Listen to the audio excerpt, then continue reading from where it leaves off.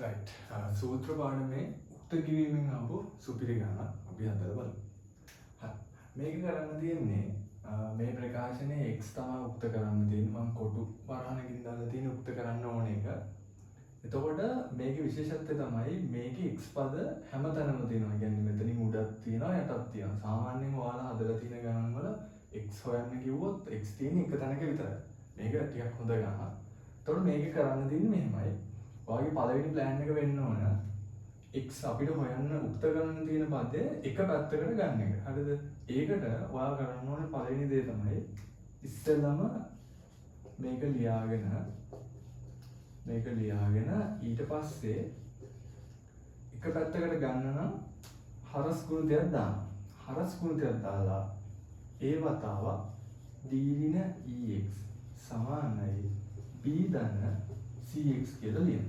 හරිනේ? පොඩි සීන් එකක් කරගෙන ඊට පස්සේ වරහන් ඉවත් කරනවා. හරිද?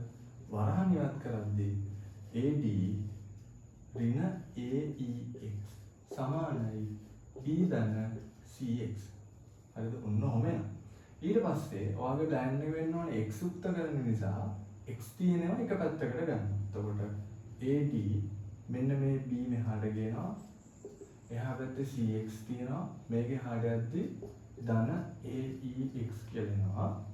ඊට පස්සේ AD ඍණ B සමානයි මේකෙන් මෙන්න මේ පද දෙකකින් දෙකටම පොදු ඉලක්කමක් හෝ අකුරක් තියෙන්න ඕන. හරිද? මේකේ දෙකටම පොදු අකුර තමයි x. අපිට x තමයි හොයන්නත් ඕනේ. එතකොට අපේ වැඩේ ටිකක් යන පාර නිකන් හරි වගේ වෙන්නේ. හරිද? මේකේ මම x ගත්තාම මෙතන c එනවා. මෙන්න මේ පදෙන් x කැපුණාම AE කියලා එනවා.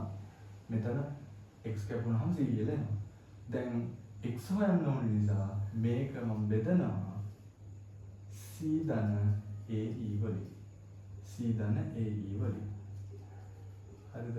එතකොට මේකට මේක කැපිලා අවසානයේ මට එනවා AD ඍණ B බෙදීම c ධන AE සමානයි x කියලා. එතකොට අපේ වැඩේ හරියටම හරි ගිහිල්ලා තියෙනවා.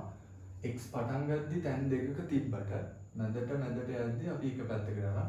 අවසානයේ x උත්තර කරලා දෙනවා.